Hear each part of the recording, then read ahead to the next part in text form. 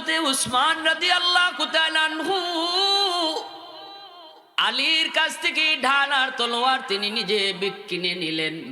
কিনে তিনি এই ডাল তলোয়ারটাই আবার আলীর বিয়াতে আলীরে উপহার দিয়ে দিলেন। সুবহানাল্লাহ। কিনছেন, কিনে বিয়াতে আবার উপহার দিলাইছেন। হযরত উসমান গনি রাদিয়াল্লাহু তাআলা আনহু অনেক ধনী। উসমানও নবীর জামাই। উসমান গনিও কি নবীজির জামাই। তাও নবীজির দুই মেয়ে বিয়া দিয়েছেন, একজন মারা যাওয়ার পরে আরেকজন বিয়া দিয়েছেন। এই জন্য উসমান গনি রাদিয়াল্লাহু তাআলা নূরকে জিন্নুরাইন বলা হয়, দুই নূরের অধিকারী। আবু বকর আর ওমর রাদিয়াল্লাহু তাআলা আনহুমা এই দুইজন হইলেন নবীজির শ্বশুর, আর পরের দুইজন উসমান আর আলী রাদিয়াল্লাহু তাআলা আনহুমা এই দুইজন হলেন নবীজির জামাই। মনে থাকবো তো না গেলে কি মুফতি সাহেব হইছে কইছি না তো, মুফতি সাহেব হইতে কইছি না আমি, এই কথাটা মনে রাখতে কইছি। এটা মুসলমান হিসেবে আমাদের জানা থাকা দরকার কিনা, এটা সাধারণ জ্ঞান। ভাইরা বন্ধুরা, উসমান গনি রাদিয়াল্লাহু তাআলা আনহু অনেক সম্পদের মালিক ছিলেন, অনেক সম্পদ, তিনি ছিলেন অনেক ধনী। এজন্য আলীর কাছ থেকে তিনি তলোয়ার আর ঢাল কিনলেন।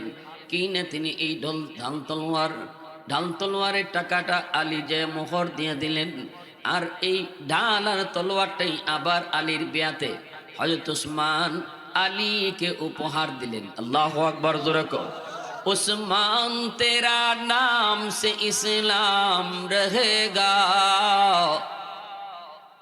उस्मान तेरा नाम से इस्लाम रहेगा, दुनिया की सखावत में तेरा नाम रहेगा, दुनिया की सखावत में तेरा नाम रहेगा, हैदार तेरा नाम से इस्लाम रहेगा, दुनिया की शजाअत में तेरा नाम रहेगा, दुनिया की शजाअत में तेरा नाम रहेगा, मुआविया तेरा नाम से इस्लाम रहेगा, दुनिया की सियासत में तेरा नाम रहेगा, दुनिया की सियासत में तेरा नाम रहेगा। मुसलमाনের আওয়াজ দেখো, আল্লাহু আকবার।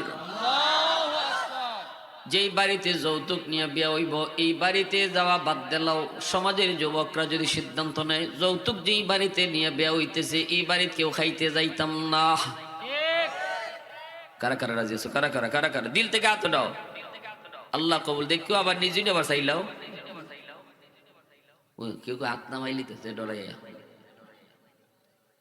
যৌতুক নিতাম না।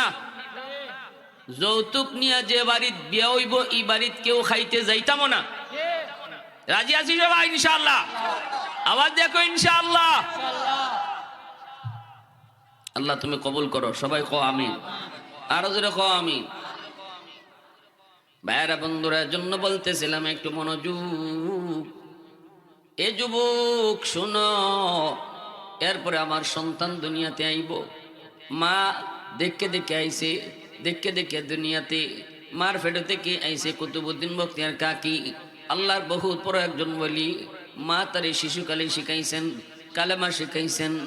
শিশুকালে মার কাছ থেকে বাচ্চায় অনেক কিছু শিখবার হক আছে, পাওনা আছে। মা তারে ঘুমের দোয়া শিখাইতায়, মা তারে খাওয়ানোর দোয়া শিখাইতায়, মা তারে সালাম কালাম শিখাইতায়, মা তারে কালেমা শিখাইতায়। এগুলা তো বাচ্চারা বাপ মার কাছ থেকে গড় শিখবার কথা, ঠিক না নি? আমরা মা চাষিরা কিন্তু এগুলা গড় শিখাইছেন মাদ্রাসা যাইবার আগে। ওই সালাম কালাম সব শিখাইছেন। আমি মাদ্রাসাত যাইবার আগে আমার আব্বায় এটা শিখাইছেন, সালাম শিখাইছেন। আব্বার দ্বারা আব্বার একজন বন্ধু বোয়া, আমি গেছি সালাম দিছি না, বুঝলে গেছি। আব্বা এখন বাবা সালাম দিলায় না। আমি কই আসসালামু আলাইকুম ওয়া রাহমাতুল্লাহ। আব্বা এখন সালাম নিতাম না। রুম থেকে বাইরেও আব্বা ইবা শিখাইছি না, শিখাইছি রুমে ঢুকবার সময় সালাম দিয়ে ঢুকতায়, বাইরেও তুমি রুম থেকে। আমি তখন বয়স আমার মাত্র 7 থেকে 8 বছর। 8 বছরের একটা বাচ্চারে আব্বাই কইতেছেন রুম থেকে বাইরেও। আমার আব্বার বন্ধু পাশে বসা, ইনি বলতেছে ভাই বাদ দিলেন, ছোট বাচ্চা বুঝছে না, সালাম তো দিছি। আব্বা এখন যদি এখন সালামটা নেই তাহলে জীবনে মনে সারা জীবন মনে থাকবে না। আর যদি তারে রুম থেকে বের করে আবার সালাম দিয়া ঘরে ঢুকাই সারা জীবন ইয়াদ থাকবো। ওই দিন যে আমার বাবা একজন জেনারেল শিক্ষিত, আমার আব্বা কিন্তু আলেম নন। উলামায়ে কেরামকে আব্বা মহব্বত করেন অন্তর দিয়া, আম্মা মহব্বত করতেন অন্তর দিয়া। আব্বা যে আমারে রুম থেকে বের করছিলেন, সালাম দিয়ে আবার ঢুকছিলাম, আজকে থেকে 30-32 বছর আগের সেই কথা আজও আমার মনে আছে। আদর্শ সন্তান পেতে চাও, আদর্শ বাবা হও। আদর্শ সন্তান পেতে চাও, আদর্শ মা তুমি আগে হও গো মা। আদর্শ মা যদি হতে পারো, সন্তান তোমার আদর্শ সন্তান হবে। কুতুবউদ্দিন বখতিয়ার কাকির মা, তিনি যায় নিয়ে গেলেন উস্তাদের কাছে, উস্তাদ জি আমার ছেলেরে আপনি আলিফ বা পড়ান।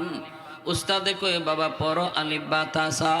কিন্তু ছোট্ট বাবু কুতুবউদ্দিন কয় না গো উস্তাদ জি, আলিফ লাম মিম যালিকাল কিতাবু লা রাইবা ফিহ।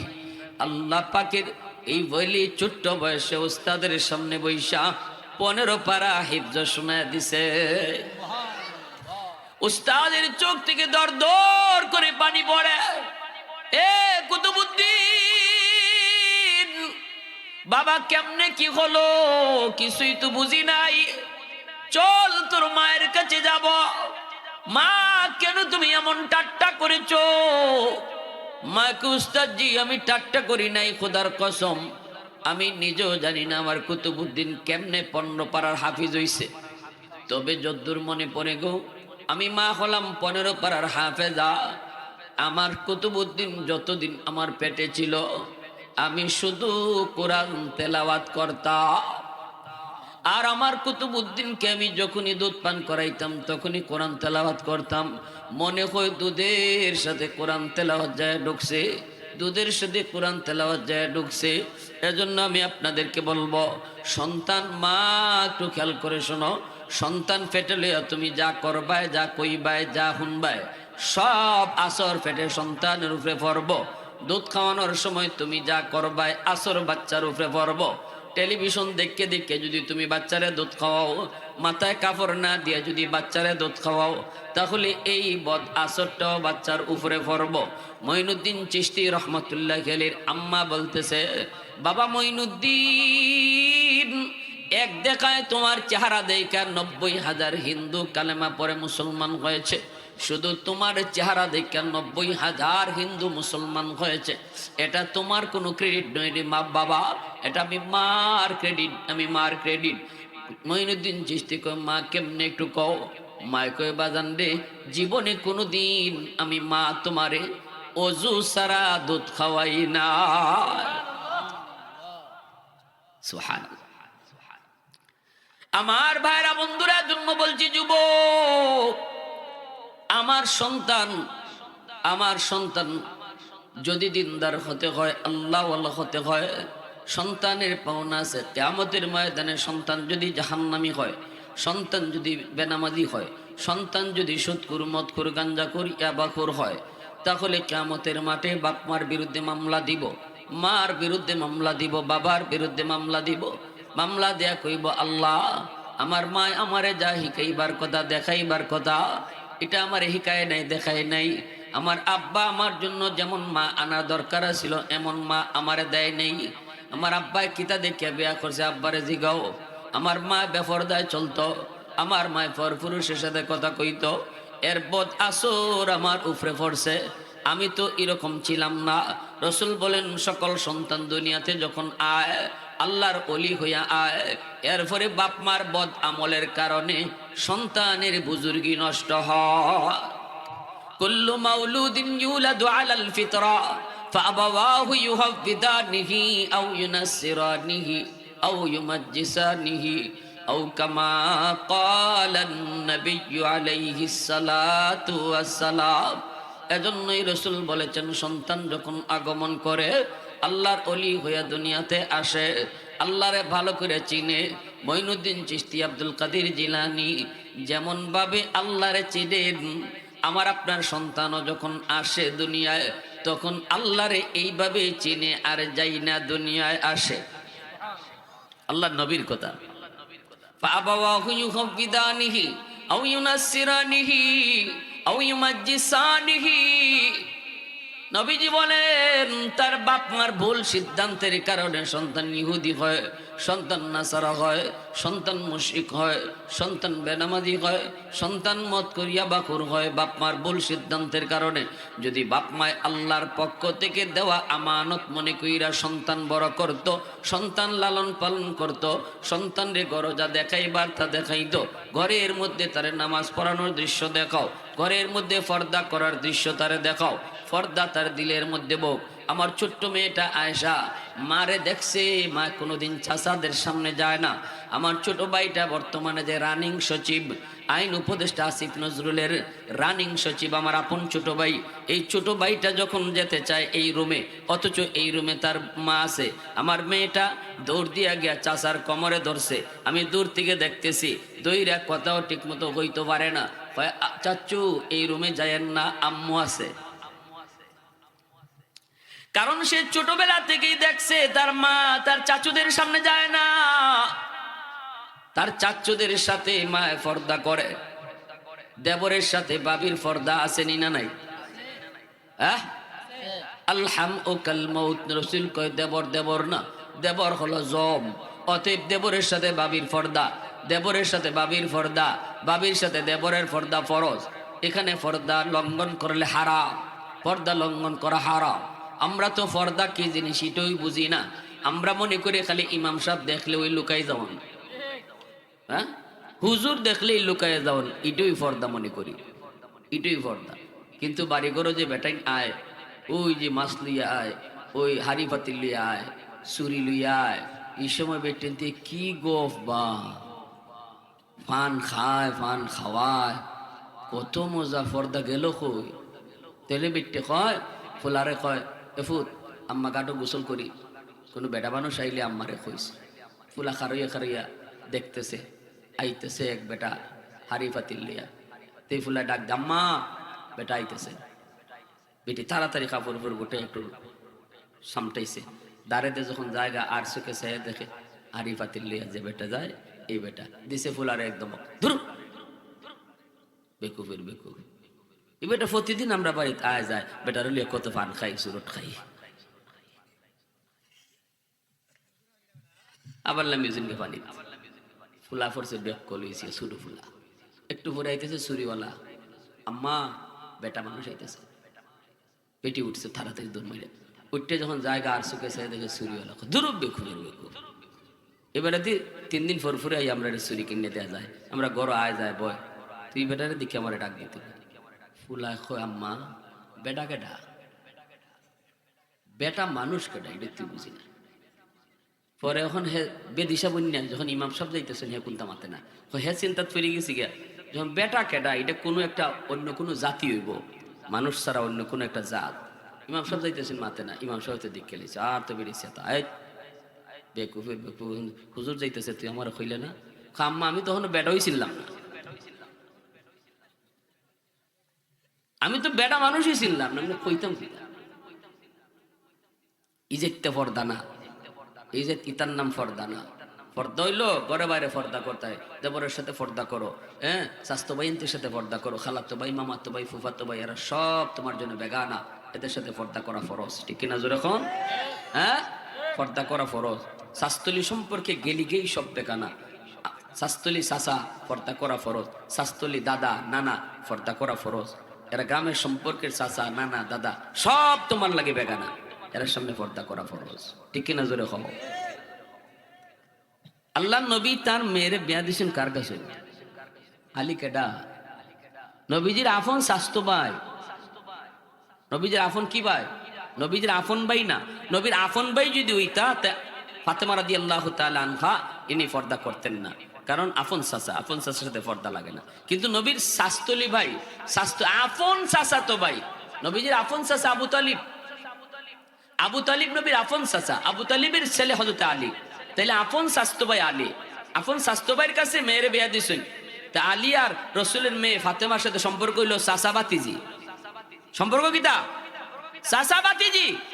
শরীয়ত বুঝাই গেছেন আল্লাহ রসুল, শাস্তলি সম্পর্কে গেলি গেই আর কোনো সম্পর্ক থাকে না, এখানে মাঝে শুধু খালি গ্রামের সম্পর্ক থাকে, কিন্তু পর্দার সম্পর্ক রক্ষা করে চলতে হয়। রসুল বিয়াদে বুঝাইছিল শাস্তলি সম্পর্কে গেছি গে তোমার শাস্তলি চাচা পর্দা করা ফরজ, শাস্তলি চাচায় বাতিজির লগে পর্দা করা ফরজ। আমরা এই সমস্ত জিনিস বুঝিই না পর্দা কারে করে, ঠিক না নি? গ্রামের মানুষ যদি কিছু বুঝো, শহরের মানুষ ব্যক্তিতে তো পর্দা এটা খায় না গলা দেয়, এটাই বুঝে না, এটাই বুঝে না। এজন্য আমার ভাইয়েরা বলতেছিলাম, আর লম্বা কথা নয়, যে কথা বলতেছিলাম, সন্তানের কিছু পাওনা আছে বাপ মার কাছে। সন্তানের পাওনাই হলো এটা যে সন্তানদের বাপ মায়ের দিন শিখাইতে। ওই যে লোকমান হাকিম তার সন্তানদের দিন শিখাইছেন, ইয়া বুনাইয়া লা তুশরিক বিল্লাহ, বাবা ও বাজান। লোকমান হাকিম এইভাবে ডাক দিয়েছেন সন্তানদের।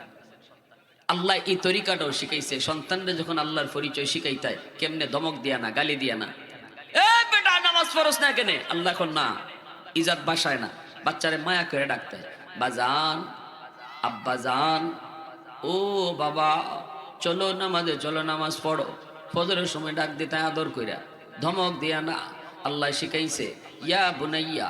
লোকমান হাকিম যত সুন্দর করে তার বাচ্চারে ডাক দিছে, তুমিও তোমার বাচ্চারে সুন্দর করে ডাক দিয়া আমি আল্লাহর পরিচয় শিখাও, আমি আল্লাহর পরিচয় তারে বুঝাও, বুঝাও আমি আল্লাহকে। এভাবে সন্তানরে যখন তুমি আল্লাহর পরিচয় শিখাইবা, আল্লাহ পাকের পরিচয় শিখাইবা, আল্লাহর কাছে এত মায়া এত ভালো লাগে। আল্লাহ পাক এই কথাগুলা ভালো লাগছে বিদায় আল্লাহ বাবার কথাগুলাকে কোরআনের আয়াত বানায়া তামাম দুনিয়ার সমস্ত মানুষকে আল্লাহ জানায় দিছে। একজন বাবার কথাকে আল্লাহ তার নিজের কথা বানাই লিছে, সুবহানাল্লাহ। একজন বাবার কথারে আল্লাহ তার নিজের কথা বানাইছে। কখন? কথাটা কতটা দামি হইলে আল্লাহ তার বাবার, একজন বাবার কথারে আল্লাহ তার নিজের কথা বানাইছে, সুবহানাল্লাহ। জোরে কও। কোরআনের কথা মানে আল্লাহর কথা, কিন্তু কথাটা লোকমান হাকিমের। লোকমান হাকিমের কথাটাকে আল্লাহ কইডি আমার কথা, সুবহানাল্লাহ। তাহলে সন্তানদের দিন শিখানি, এটা সন্তানের সবচেয়ে বড় পাওনা বাপ মার কাছে। সন্তানের সবচেয়ে বড় হক বাপ মার কাছে। সন্তানদের দিন শিখাও, সন্তানদের দিন শিখাও, আল্লাহর পরিচয় শিখাও। ছোট বাচ্চাটা যখনই কইবা ডাইনাতে খাও, বাচ্চাটা খুব আম্মা ডাইনাতে খাইলে কি হয়, কইবাই আল্লাহ খুশি হয়। বাচ্চাটা খুব আম্মা আল্লাহ খুশি হইলে কি হয়, বলে জান্নাত মিলে। বাচ্চা আবার কইব, ছোট বাচ্চারা কিন্তু বারবার প্রশ্ন করে, ও আম্মা জান্নাত কিতা, হইবনি না কইতো না। তখন মায় কও, বাবা জান্নাত হলো মরণের পর আজীবন শান্তির জায়গা, যেখানে গেলে পরে তুমি যা চাইবাই আল্লাহ তোমারে তা দিব। অল্প কথা আপনি জান্নাতের পরিচয় দিলের ভিতরে বাচ্চার ঢোকায় দিলেন যুবক, এই পরিচয়টা সে কোনোদিন ভুলবে না, মরণ পর্যন্ত জান্নাতের পরিচয় ভুলবে না। আল্লাহ এই কাজে নারাজ হয়। নারাজ হইলে কি হয়? বাচ্চায় কইব, কইবেন দুজক যাওন লাগে। বাচ্চায় কইব আম্মা দুজক কারে কয়? দুজক হইল আগুনে ফুরার জায়গা। মরণের পরে আল্লাহ শুধু আগুনে ফুরাইব, সাপে কামড়াইব। তুমি যা চাইবাই কোনটাই তোমার মন মতো পাইতায় না। এর নাম হলো দুজক। এই দুজকের ভয়টা, দুজক নামটা তার কলিজায় পাথরে খোদাই করে লিখলে যেমন লেখা হয়, এইভাবেই তার দিলের মধ্যে বসে যায়। আল্লাহ আমাদের সবাইকে মান্না চলার, বুঝা চলার তৌফিক আল্লাহ দান করুন।